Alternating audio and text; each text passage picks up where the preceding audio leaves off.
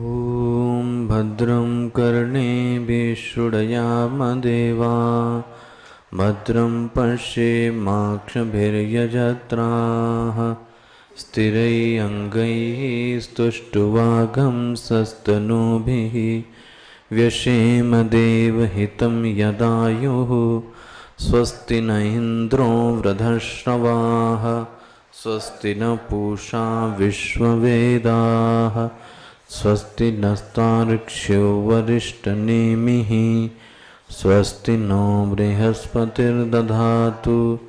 ओम शांति शांति शांति। प्रज्ञानांशु प्रतानै स्थिरचरनिकर व्यापभिर्व्याप्य लोकान् भुक्त्वा भोगांस्तविष्ठान् पुनरपि धिषणो भासितान् कामजन्यान् पीत्वा सर्वान् विशेषान् स्वपिति मधुरभुं मायया भोजयन्नो माया संख्यातुर्यं परममृतमजं ब्रह्म यत्तद्नतोऽस्मि। यो विश्वात्मा विधिज विषयान् प्राश्य भोगांस्थविष्ठान् पश्चादन्यान् स्वमिति विभवान् ज्योतिषा स्वेन सूक्ष्मान् सर्वानेतान् पुनरपि शनैः स्वात्मनि स्थापयित्वा हित्वा सर्वान् विशेषान् विगतगुणगणः पात्वसौ नस्तुरीयः पात्वसौ नस्तुरी। ओमिति एतद् अक्षरम् इदगं सर्वं तस्योपव्याख्यानम् भूतं भवद्भविष्यदिति सर्वमोङ्कार एव यच्चान्यात्रिकालातीतं तदप्योङ्कार एव सर्वगं ह्येतद्ब्रह्म अयमात्मा ब्रह्म सोऽयमात्मा चतुष्पान् जागरितस्थानो बहिष्प्रज्ञः सप्तांग एकोनविंशतिमुखः स्थूलभुग्वैश्वानरः प्रथमपादः स्वप्नस्थानो अन्तःप्रज्ञः सप्तांग एकोनविंशतिमुखः प्रविविक्तभुक्ततैजसो द्वितीयपादः यत्र सुप्तो न कञ्चन कामं कामयते न कञ्चन स्वप्नं पश्यति तत्सुषुप्तम् सुषुप्तस्थान एकीभूतः प्रज्ञानघन एवानन्दमयो आनन्दभुक् चेतोमुखः प्राज्ञस्तृतीयपादः एष सर्वेश्वर एष सर्वज्ञ एषोऽन्तर्यामी एष योनिः सर्वस्य प्रभवाप्ययौ हि भूतानां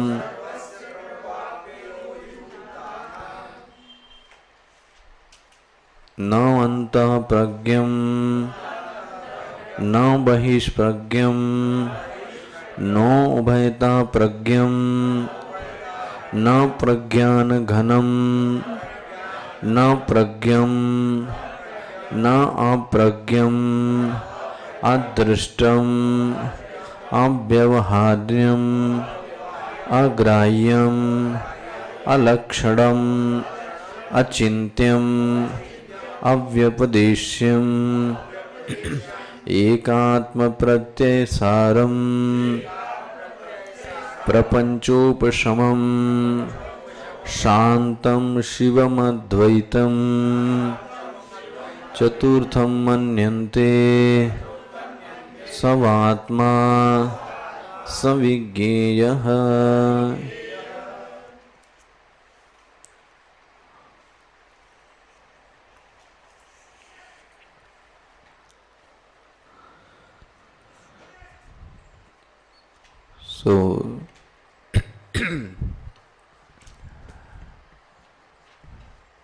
उस चैतन्य में प्रज्ञा का अभाव है, इसलिए उसको बोला न अंतः प्रज्ञम न बहिष्प्रज्ञम न उभयतः प्रज्ञम न अप्रज्ञम। उसके दूसरा जो तर्क दिया गया कि अदृष्टम, वह दृक् मात्र है, वह कभी भी दृश्य नहीं बन सकता। क्योंकि वह दृश्य नहीं बन सकता तो प्रमाता प्रमाण और प्रमेय का व्यापार भी नहीं हो सकता, इसलिए वो अव्यवहार्य है ना। व्यवहार का मतलब प्रमाण और प्रमेय के बीच। अव्यवहार्य है इसलिए अग्राह्य है, कर्मेंद्रियों से पकड़ा नहीं जा सकता। अलक्षणम, उसका किसी प्रकार का कोई लक्षण नहीं है, लक्षण नहीं है इसलिए वह अचिंत्यम, उसके बारे में सोचा नहीं जा सकता, इसलिए अव्यपदेश्यम, उसके बारे में उपदेश भी नहीं दिया जा सकता। एकात्म प्रत्यय सारम, वह जो तुरीय है वो तीनों अवस्थाओं में एक है, ऐसी वृत्ति का अनुसंधान करना एकात्म प्रत्यय सारम है। देख लिया आपने ना, सारम का अर्थ निचोड़ नहीं है, सारम का अर्थ क्या दिया, प्रमाणम। ऐसे ज्ञान के लिए यही वृत्ति क्या है, प्रमाण है कि जागृत स्वप्न सुषुप्ति में घटने वाली घटनाओं में जो तुरीय है वो कैसा है, एक है। वाह, अच्छा जी। अब यहाँ से स्टार्ट होता है प्रपंचोपशमम। मिला आपको, पेज नंबर 53 का भाष्य देखिएगा। यहाँ से कहते हैं, कल इस बात पे चर्चा हुई कि अंतः प्रज्ञत्वादि जो ये मंत्र चालू हुआ, ये कहाँ से हुआ, अंतः प्रज्ञम न बहिष्प्रज्ञम। अंतः प्रज्ञत्व आदि स्थानी धर्म प्रतिषेधः, कल बात हुई थी। एक है स्थान और एक है स्थानी। स्थान में रहने वाले को क्या बोलेंगे, स्थानी। यहाँ क्या बोलते हैं, अंतः प्रज्ञत्वादि स्थानी धर्म, जो रहने वाला है उसके धर्मों का प्रतिषेध किया गया। किससे, बोले अंतः प्रज्ञत्वादि कहकर। ये बात हुई थी कल ना।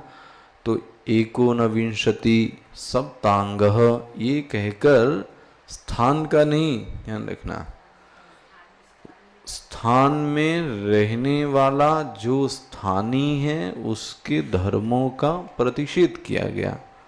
तो ये वाक्य पूरा हुआ ना, अंतः प्रज्ञत्वादि स्थानी धर्म प्रतिषेधः कृतः, ऐसा किया गया। अब बोले जो चर्चा प्रारंभ होती है वो होती प्रपंचोपशमः। जो 7वां मंत्र था जो अंतः प्रज्ञ से चालू हुआ और एकात्म प्रत्यय सारम तक स्थानी के धर्मों का निषेध किया गया। अब बोलते हैं प्रपंचोपशमः इति जागृत आदि स्थान धर्म अभावोच्यते। अब तो बोलते हैं कि स्थान का ही क्या करते हैं, अभाव करते हैं। पहले किसका किया, स्थानी, फिर इसका किसका किया, स्थान का। बोले ये जागृत आदि जो अवस्थाएं हैं वास्तव में वो हैं ही नहीं। पहले निषेध किया, ध्यान रखना, लक्षणों का हो गया ना, एकोनविंशति मुखा सप्तांगा। अब बोलते हैं जो स्थान है मतलब अवस्था, ध्यान रखना। तो जागृत आदि, जागृत स्वप्न सुषुप्ति, स्थान मतलब अवस्था, धर्म अभाव उच्यते, यह है ही नहीं। देखो इनका अभाव है, किसमें, तुरीय में। आत्म तत्व में, तुरीय तत्व में जागृत आदि स्थानों का अभाव है। अभाव है इसलिए, ध्यान से समझना, जागृत आदि अवस्थाओं का अभाव है इसलिए अतः एव शांतम, इसलिए वो शांत है। पकड़ में है ना। इसका मतलब उल्टा करें, जहां जागृत स्वप्न सुषुप्ति है वहां शांति है।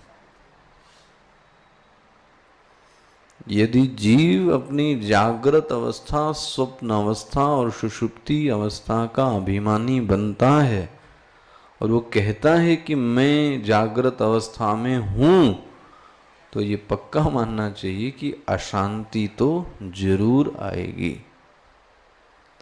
शांति वही है जहां इन अवस्थाओं का अभाव है।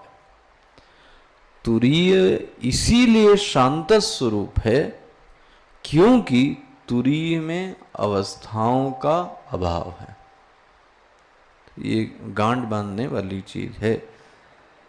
जब आप बोलते ना सत्यम शिवम सुंदरम, जहां ये सत्य है, कौन सा सत्य, कि तीनों अवस्थाओं का अभाव है, वही ही शिव है और वही ही सुंदर है। देखो जी, हुआ ना। कल मैंने आपसे इस पे थोड़ा निवेदन किया कि शांति मतलब क्या। तो जो शांति है वो दो प्रकार की है। एक शांति को मैंने बोला स्वरूप की शांति, है ना, और एक शांति को बोला चित्त की शांति। हम और आप जिस शांति का उपभोग करते हैं वो चित्त की शांति है, स्वरूप की शांति नहीं है। स्वरूप में शांति तो तभी हो सकती है जब हम ये देखें कि तीनों अवस्थाओं का मुझ में अभाव है। चित्त की शांति प्रयास से, साधना से लाई गई है। मैं ऐसा बोलूं तो निमित्त के कारण चित्त की शांति है, स्वाभाविक नहीं। देखना जरा, चित्त की जो शांति है अभी वो किसी न किसी जरिए से क्या की गई है, लाई गई है, और लाई गई है तो फिर जाएगी। और उस शांति की चाहत में जीव पूरा जीवन भर लगाता है, किसी किसी चीज को पकड़ कर लाता है, और जो चीज आई है वो चीज जाएगी, इसलिए वो अशांत। तो उपाय तो यही है कि इन सब चीजों में पड़ने से कोई फायदे ही नहीं। जो वह शांति है उसको पकड़ा जाए। पकड़ में यदि जागृत स्वप्न सुषुप्ति से मिलती है तो समझना ये तो फिर जाने वाली है। इसलिए शांति का जो कल स्वामी जी ने वो दिया था परिभाषा, वो ये दी कि उपद्रव शून्य अनुकूल अवस्था। उपद्रव शून्य, उपद्रव शून्य तो सिर्फ वहीं हो सकता है, कहां पर, तुरीय तत्व में। मतलब यदि जागृत अवस्था है तो उपद्रव तो फिर होगा ही होगा, कितना भी कोशिश करें। स्वप्न अवस्था है तो उपद्रव तो फिर होगा ही होगा। तो ये चीज याद रखिएगा, उपद्रव शून्य। अब हो सकता है कि मैंने कल बोला ना कि मरघट की शांति, तो वो उपद्रव शून्य है, चलो, लेकिन उपद्रव शून्य के होने के बाद अनुकूल नहीं है, वो प्रतिकूल है ना। उपद्रव शून्य होने के बाद भी जो मरने की शांति है वो कैसी है, प्रतिकूल है। इसलिए व्यक्ति को वो भी नहीं चाहिए।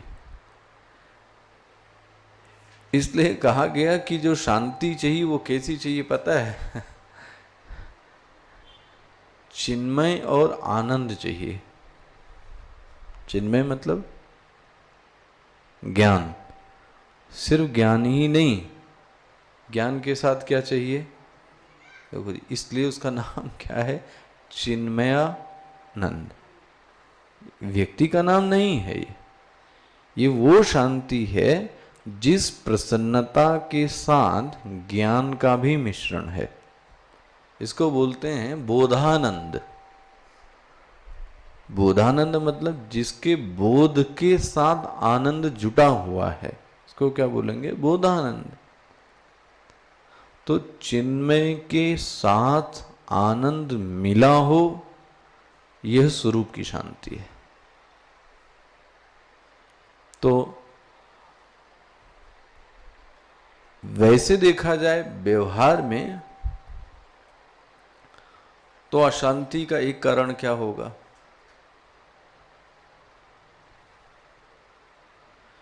एक अगर कोई कारण कहा जाए व्यवहार में तो आप क्या कहोगे, उसमें भी व्यक्ति शांत रहता है। मैच्योर्ड पर्सन तो वही है जो प्रतिकूल परिस्थितियों में भी रहता ही है शांत।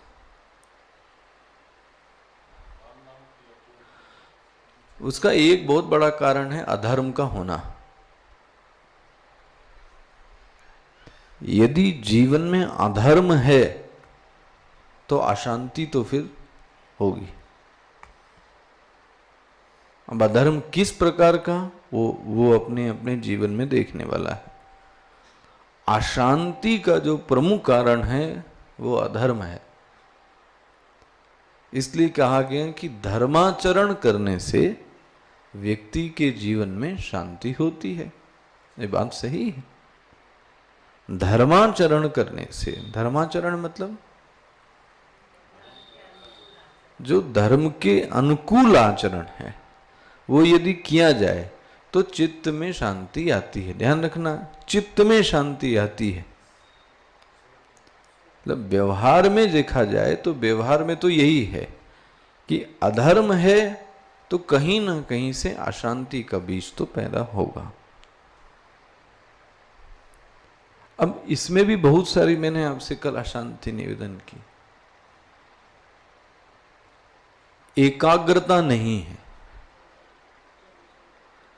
तो इसके लिए मैंने आपसे उपाय किया उपासना। बट ध्यान रखना, आप सोचो कि उपासना के जरिए से स्वरूप की शांति ले ली जाए, वो नहीं हो सकता। हम और आप इसी चक्कर में पड़े।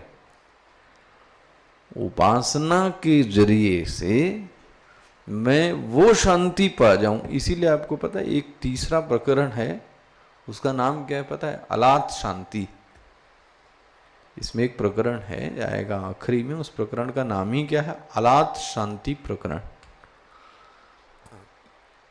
तो अब उपासना के जरिए से थोड़ी देर चित्त क्या रह सकता है, शांत रह सकता। मतलब योगाभ्यास के जरिए कुछ भी नहीं।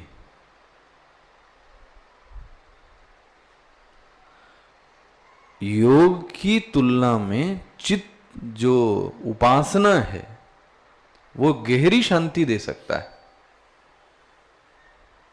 देखना, लंबे समय तक व्यक्ति उपासना कर सकता है, आलंबनों की कोई जरूरत नहीं है। तो उपासना मतलब बैठा है तो जप ही कर रहा है, राम राम ही बोल रहा है, जप कर रहा है, पूजा करे, कुछ भी करे, वहां तो क्रिया खत्म हुई नहीं कि तुरंत ही क्या हो गया व्यक्ति। देखो जी, उपासना थोड़ी देर तक क्या रहती है, ले जाती है खींच के। देखना अंतर, देखना एक क्रिया के जरिए से जो शांति है वो तब तक है जब तक वह क्रिया संपन्न होती रहती है। मतलब ऐसा कह लूं कि क्रिया काल में शांति है, क्रिया पश्चात शांति नहीं है। ठीक है ना। अब क्रिया काल में शांति है तो फिर मुझे सदैव किसकी पकड़ करनी पड़ेगी, बहुत मुश्किल। लेकिन उपासना की एक ऐसी शांति है, वो कहा गया कि थोड़े लंबे समय तक क्या होती है। ध्यान रखना, ऐसा नहीं है कि वो 10 दिन चलेगी, 4 दिन चलेगी, 1 दिन चल सकती है, 2 दिन चल सकती है, फिर वो भी शांति क्या हो जाएगी, टूट जाएगी, वह ना। तो अब ये देखना चाहिए कि हम कहाँ पर पढ़े हैं, चित्त की शांति में पढ़े हैं, है ना, कि स्वरूप की शांति। तो शांति के बारे में तो यही कहा गया कि नहीं, उपद्रव शून्य अनुकूल स्थिति, जो मेरे चित्त को, मेरे उसको अनुकूल लगती है और वहाँ उपद्रव नाम की कोई चीज है नहीं। बोले वो तो स्वरूप की। ये तभी हो सकता है जब तक तुरीय, बोलो जी, स्पष्ट ना हो जाए।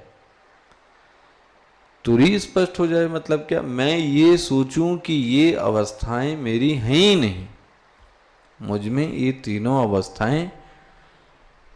वो दृष्टांत याद करके रखना, मैं इसीलिए मैंने उस दिन जोड़ दिया, कांच में मैं वहां दिखता हूं जहां मैं हूं नहीं। ये जान लेने के बाद भी कि मैं वहां नहीं हूं, इसके बाद भी दिखूंगा। हो गया। रस्सी को जान लेने पर सर्प नहीं दिखता, प्रतिबिंब को जान लेने के बाद भी प्रतिबिंब वहीं दिखेगा। ऐसे ही इस व्यक्ति को जागृत अवस्था में रहकर ही यह देखना होगा कि मैं जागृत अवस्था में नहीं हूं। वरना विश्व रहकर ही यह देखना है कि मैं विश्व नहीं हूं, और उसके बाद भी दूसरे की नजर में आप क्या होंगे, विश्व ही होंगे। ये भी याद रखना, दूसरे की नजर में जो आप पहले थे वो वैसे ही रहेंगे। ये तो आपकी अपनी स्थिति है जो आपको पता लगती है कि मैं कहां पर हूं। तो उसको, उस स्थिति को दूसरे पर आरोपित भी, क्योंकि वो थोड़ी ना समझेगा, उसको तो आप विश्व ही नजर आओगे। भाई हमको कोई महात्मा ध्यान करता हुआ दिखे तो हम क्या कहेंगे, जागृत अवस्था में है। हो सकता है वो जागृत में ना होवे, हमारे लिए उसकी जागृत है, वो कहीं कुछ और, कहीं मन लगा के बैठा हो गया ना। तो सच्चाई तो यही है कि अतः एव शांतम, इसलिए वो शांत है क्योंकि तुरीय में किसी प्रकार का उपद्रव नहीं। इसका मतलब जागृत स्वप्न सुषुप्ति उपद्रव का नाम है।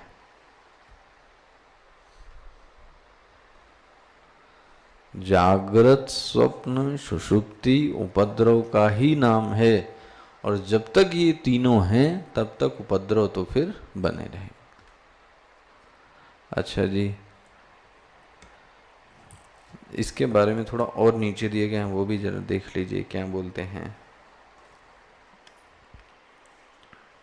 शांतम 53 पेज 53, 53 पेज पर टीका देखिएगा, टीका लास्ट से तीसरी लाइन मिला।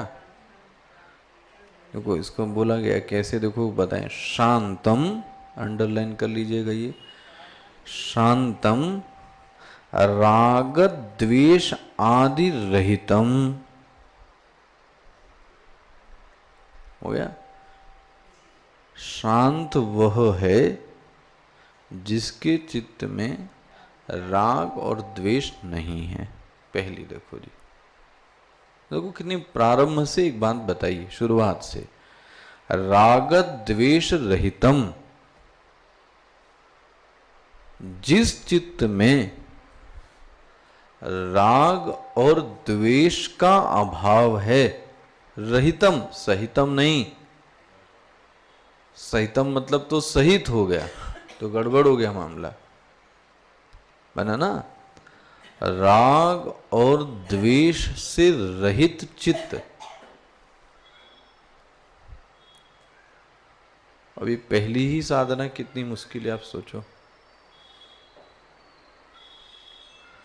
राग और द्वेष से रहित चित्त शांत है। और मैं कह रहा हूं ये पारमार्थिक उपदेश नहीं है, पहला तो ये व्यावहारिक उपदेश है। व्यवहार यहां से हो कि चित्त में राग और द्वेष ना होवे। अब इसकी जड़ कहां है?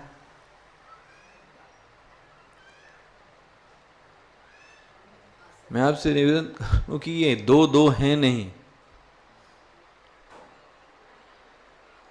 राग और द्वेष दो हैं नहीं। ये भाई, यदि मुझे राग है जी, तो दूसरी बीमारी अपने साथ देखो। एक से राग है तो दूसरे से, तो मैंने द्वेष किया क्या? सोचो जरा, मैंने द्वेष किया क्या? मैंने किया राग, और परिणाम में मुझे क्या मिलता है? मतलब यदि राग है तो द्वेष तो होके रहेगा ही रहेगा, सच्चाई तो ये। और द्वेष है तो चित्त कैसा रहेगा? अशांत रहेगा। अच्छा दूसरा देख लें, यदि किसी से द्वेष है तो फिर किसी से, लो जी, बना ना। अच्छा, राग द्वेष है भी किससे? किस चीज से व्यक्ति को राग है? किस विषय से? बोले आप जिस विषय में आपको राग है उस विषय में इनको राग, उस विषय में इनको द्वेष है। भाई ऐसा नहीं कह सकते कि धन में ही राग होता है, धन से द्वेष भी हो सकता है किसी को। उसको एक शब्दों में कहा जाए यदि कि मुझे किस चीज के प्रति राग होगा और किस चीज के प्रति द्वेष, तो आप एक शब्द में क्या कहोगे? उसका सबसे अच्छा एक शब्द दिया गया, जिस चीज के प्रति मेरी शोभन बुद्धि है। शोभन बुद्धि मतलब मैं उसको वैल्यूएबल मानता हूं, ठीक, मेरी नजर में वो चीज की बहुत वैल्यू है, इसी को बोलते हैं महद बुद्धि। जिस चीज के प्रति मेरी शोभन बुद्धि है उस चीज के प्रति मेरा, देखो जी, अब किसी गृहिणी की नजर में किचन बहुत बड़ी एक प्रेस्टिजियस थिंग है, तो आपको पता है उसको किचन से क्या होगा? तो फिर किसी न किसी से, लो जी, बना कि नहीं बना? प्रश्न ये है कि शोभन, और शोभन बुद्धि हटती है, अच्छी बात ये भी है, शोभन बुद्धि हटती भी है। मैं आपको बताऊं, स्वामी जी ने उदाहरण दिया कि एक नेता 70 साल तक एक पार्टी में रहता है, जब उसको झटका लगता है तो 1 मिनट में उसकी शोभन बुद्धि क्या हो गई? देखो जी, जो चीज मेरे लिए आज इतनी वैल्यूएबल थिंग थी, वो आज हो सकता है एक झटके में मेरे लिए वो जीरो हो जाए। तो ऐसा नहीं है कि ये बीमारी हटती नहीं है, मैं आपसे बताऊं, हो गया ना। तो शांति तो वही है जहां राग और द्वेष नहीं है। राग द्वेष मतलब मेरी जिस चीज के प्रति शोभन बुद्धि है उससे मेरा राग है, तो अन्यों से मेरा द्वेष। प्रेम है तो द्वेष नहीं है। ध्यान देना आप शब्द, प्रेम और द्वेष का कोई लेना देना नहीं है। देखो आप, एक प्रेमी और गुरु में आप देखो एक ही व्यक्ति को कैसे अंतर हो सकता है। एक जो भगत है वो ये मानता है कि ये मेरा गुरु है, तो वो ये जरूर चाहेगा कि दुनिया भी इसको क्या माने, ठीक है। ऐसा नहीं कि वो प्रेमी नहीं है, लेकिन वो ये चाहेगा कि फिर सभी लोगों के बीच में ये जाएं, सभी लोग इनको चाहें जैसे कि मैं चाहता हूं। हो सकता है उसका बहुत बड़ा कोई पर्सनल लवर होवे, तो वो चाहेगा कि ये लोगों के बीच में जितना मेरा अधिकार है उससे ज्यादा किसी और का अधिकार नहीं होना। देखो जी, एक प्रेम को राग कहा गया और एक प्रेम को बोलो जी भक्ति कहा गया, मान गया ना। स्वामी जी ने इसको बोला, प्रेम का अर्थ तो एक ही है, चाहना। सिर्फ एक ही अर्थ है, चाहना। प्रश्न ये है किस चीज को चाहा, किस चीज को चाहा। यदि नीची चीज को चाहा तो उसको आसक्ति बोलते हैं, ऊंची चीज को चाहा उसको भक्ति बोलते हैं। दोनों में चाहना है, मना नहीं कर सकते कि चाहना नहीं है। आसक्ति वाला व्यक्ति भी चाहता है, रागी भी चाहता है, भक्ति वाला भी चाहता है, बट जब वह ऊंचे के प्रति होता है वो चाहना, भाई ईश्वर को भी व्यक्ति क्या करता है, चाहता है। गुरु को भी क्या करता है, तो आप उस चाहने को राग नहीं बोलते, उस चाहने को आप क्या बोलते हैं, भक्ति। लेकिन किसी नीचे व्यक्ति को चाहा जाए उसको आप क्या बोलते हैं। एक सिम्टम और दे दो फिर आगे। आसक्ति कर्तव्यों को छुड़वाती है, प्रेम कभी कर्तव्य को नहीं छुड़वाएगा, है ना। लक्षण लगा के देखना, जिसको लोग प्रेम कहते हैं वो क्या, प्रेम। उदाहरण सबसे अच्छा जो मुझे समझ में आया भरत चरित्र में, वो है भरत जी का। क्या राम और भरत को प्रेम कहेंगे या नहीं कहेंगे, लेकिन उस प्रेम में भरत ने होश नहीं खोया। दुनिया कहती है जब होश खो जाए तो प्रेम है। आज जो लड़के लड़कियों का प्रेम है वो क्या है, और होश खो जाए तो बोले प्रेम है। होश खो जाए मतलब देखो जी, जबकि प्रेम उल्टी चीज है।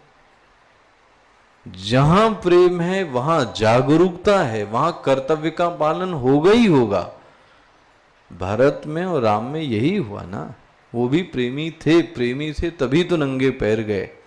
लेकिन आपको पता है जाने के पहले, क्योंकि वो राज्य किसका था, राम का, ऐसे ही नहीं चले गया वो व्यक्ति। पहले वहां की व्यवस्था कर कर फिर साथ में जो जा रहे थे कौन थे, वो उनके गुरु लोग थे, तो वो सदैव हवन स्वाहा करते थे। तो उनके लिए रथ में हवन सामग्री रखकर तो कर्तव्य को छोड़ने नहीं दिया। ये है भरत प्रेम। मतलब दो चीजें हैं, चाहना प्रेम है। ऊंची चीज को चाहा उसको भक्ति बोलते हैं, नीची चीज को चाहा उसको आसक्ति बोलते हैं।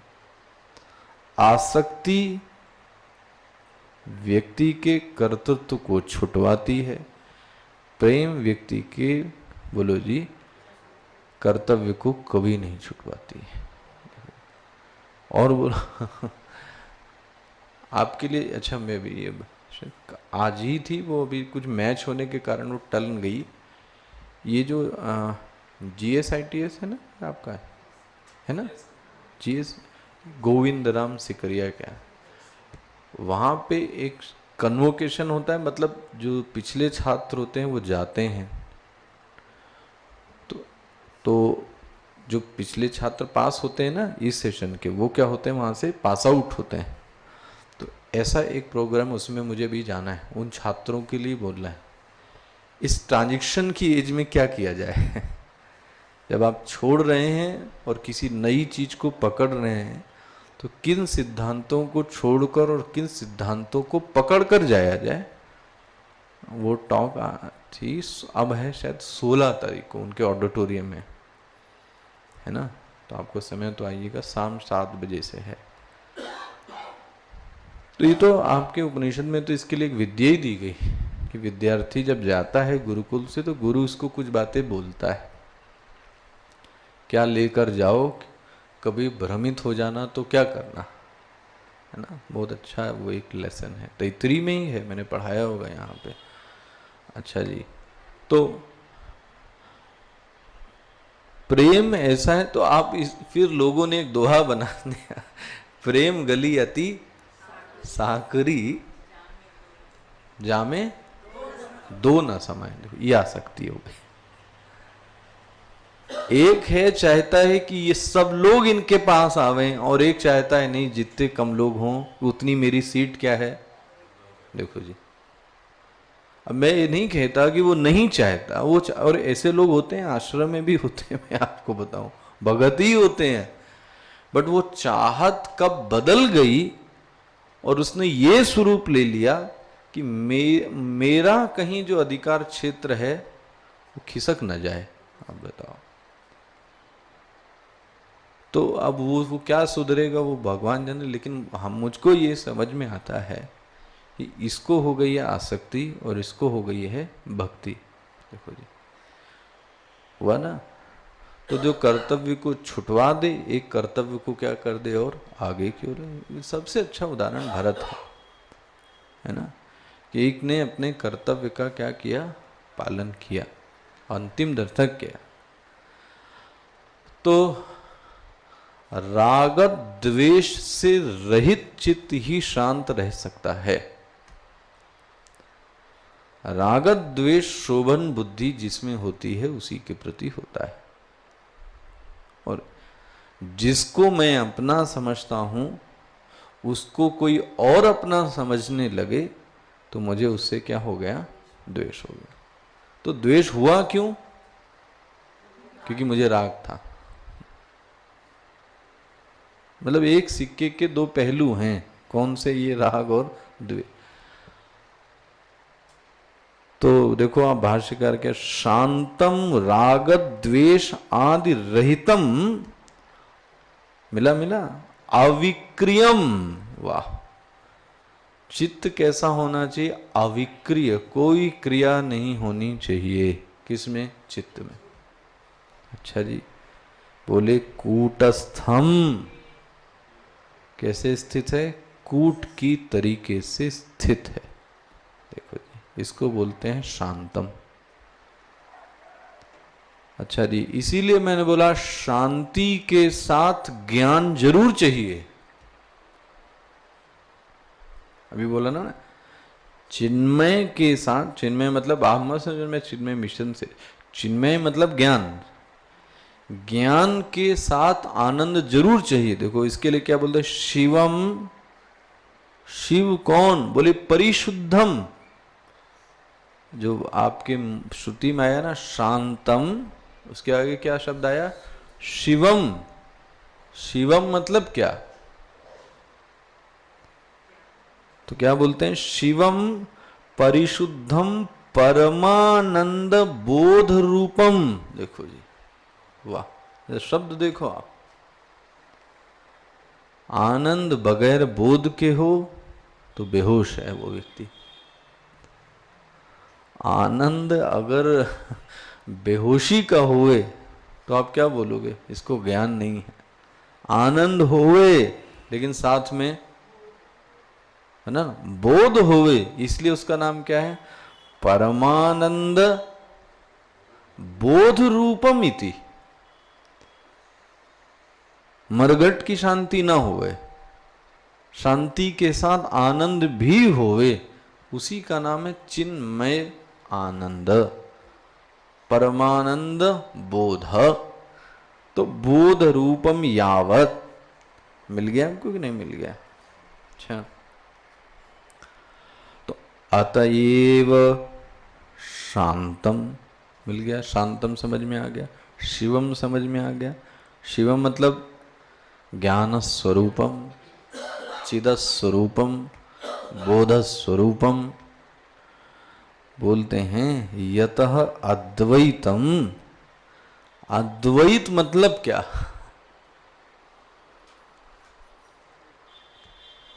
बोले अद्वैत मतलब क्या? क्योंकि श्रुति देखना क्या आई आपकी, श्रुति क्या आई? शांतम शिवम अद्वैतम, यही है ना। अद्वैत मतलब क्या? बोलते हैं भेद विकल्प रहितम। मुझे नहीं लगता अब ये आपको पढ़ाने की जरूरत है। त्रिविध परिच्छेद शून्य तत्व अद्वैत है। त्रिविध परिच्छेद, परिच्छेद मतलब देश परिच्छिन्न, काल परिच्छिन्न, वस्तु परिच्छिन्न से रहित जो तत्व है वह अद्वैत है। हो गया? तो ये क्या बोले? विकल्प नाम की तो कोई चीज ही नहीं है, भेद नाम की कोई चीज नहीं है, देश काल और वस्तु वहां पर ठहरती नहीं है। तो भेद विकल्प रहितम, बोले वहां चतुर्थम तुरीयम मन्यन्ते, वही चौथा तत्व है। बोले वास्तव में चौथा औथा नहीं कहते। देखो जी, देखो बहुत ही सुंदर एक आया,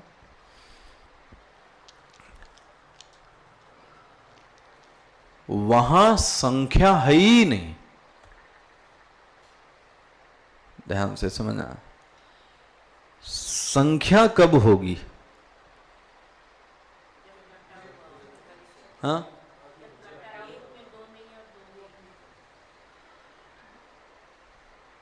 ये दो हैं, ये दो उंगली हैं, आपने इसको दूसरी क्यों कहा? हाँ, इसको दूसरी क्यों कहा? भाई एक लड़का था, आप ही के दूसरा लड़का हुआ, आपने उसका नाम अलग क्यों रखा?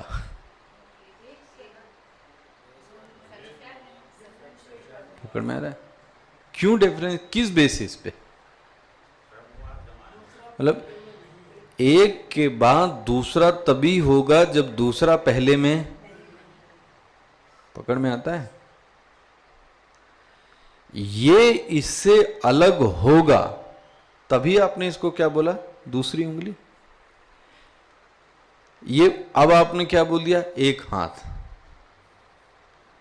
लेकिन दूसरा हाथ, तो ये हाथ इसमें नहीं है और ये हाथ इसमें नहीं है, तो कितने हो गए? मतलब दो तभी हो सकता है, दो मतलब संख्या, दो मतलब अब 3 4 5 लेना आप, जितनी संख्या का ये जो नॉलेज है, ये जो बोध है, ये तभी हो सकता है जब विशेषता होवे।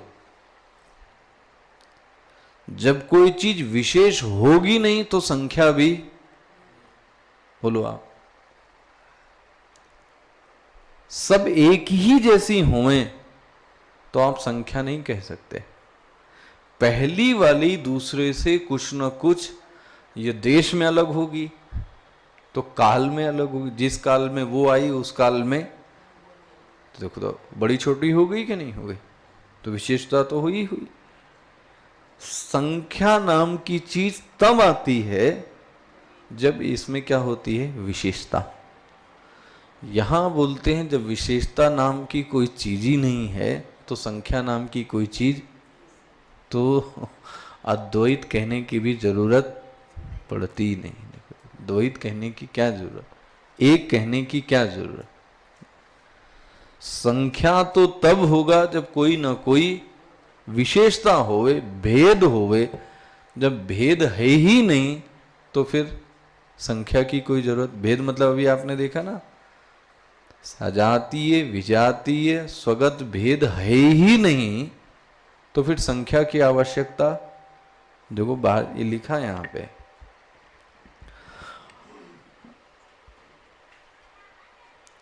जहां मैं पढ़ रहा था, शिवम परिशुद्धम परमानंद बोधम रूपमिति यावत यस्मात् द्वैत अभावो उपलक्षितम। जो अद्वैत है वो क्या बताता है, द्वैत का अभाव। अच्छा जी, तस्मात् चतुर्थम, इसलिए उसको किस बताया गया, चतुर्थ से। चतुर्थ मतलब जागृत स्वप्न सुषुप्ति के बाद जो आया उसको क्या बोला, चतुर्थ। अच्छा जी, अद्वैतम इति तत्, देखना, भेद इति संख्या विशेष विषयत्व अभावे कथम चतुर्थम। माय डियर बोलता है तुम चौथा कहां कह रहे हो कथम चतुर्थम, चौथा कहां से कह दिया, क्यों, क्योंकि संख्या विशेष विषयत्व अभावे, संख्या के विषय का अभाव है। देखो वो छोटा सा शब्द है, संख्या का विषय मतलब संख्या तब होती है जब भेद होता है, विशेषताएं। आप एक तरफ उसको अलिंगम बोल रहे हैं, अचिंत्यम बोल रहे हैं, तो वहां विशेषता नाम की कोई चीज, तो जब विशेषता ही नहीं है तो फिर संख्या नाम की कोई चीज तो कहने के लिए चतुर्थ है, चतुर्थ अतुर्थ वो है नहीं। देखो जी, कहने के समझने के लिए, वरना चतुर्थ नाम की वो चीज तो आगे ना, संख्या विशेष विषयत्व अभावे कथम चतुर्थम इति संख्या आह। फिर इसका दृष्टांत देकर, लेकिन ये बात मेरे ख्याल है आपके समझ में आ गई। इस तरीके से मेरे ख्याल है ये मंत्र अब क्या होता है, पूरा होता है। शांतम शिवम अद्वैतम, और वो कौन है, तुरीयम, वो कौन सा, तुरीयम चतुर्थम मन्यन्ते सव आत्मा सविज्ञेय, वही ही जानने लायक है। विज्ञेय, जो जानना है तो इसी को जानो। किसको, चतुर्थ को, तीनों को मत जानो। देखना, चतुर्थम, तीन को जानोगे तो फिर चित्त में अशांति रहेगी, चतुर्थ को जानेंगे तो शांति आएगी। अब इस मंत्र को समझाने की, ये जो आपने पढ़ा ये कौन सा मंत्र था, ये 7वां मांडूक्य का मंत्र था। इस 7वें मंत्र के ऊपर 9 कारिकाएं लिखी गई। कारिकाएं बहुत छोटी छोटी हैं या, क्योंकि जिसने वो समझ लिया उसके लिए ये सब एक आराम का है, एकदम देखते हुए चले जाइए। तो 7वें मंत्र पर लिखी गई 9 कारिका। समझाने का उद्देश्य क्या है, 7वां मंत्र। तो अब यहां से इसलिए आप देखेंगे ये चालू होता है कारिका के श्लोक, अतः गौड़पादीय, अब वो देखेंगे कल। ओम पूर्णमदः पूर्णमिदं पूर्णात् पूर्णमुदच्यते पूर्णस्य पूर्णमादाय पूर्णमेवावशिष्यते। ओम शांति शांति शांति। हरि ओम श्री गुरुभ्यो नमः। हरि ओम।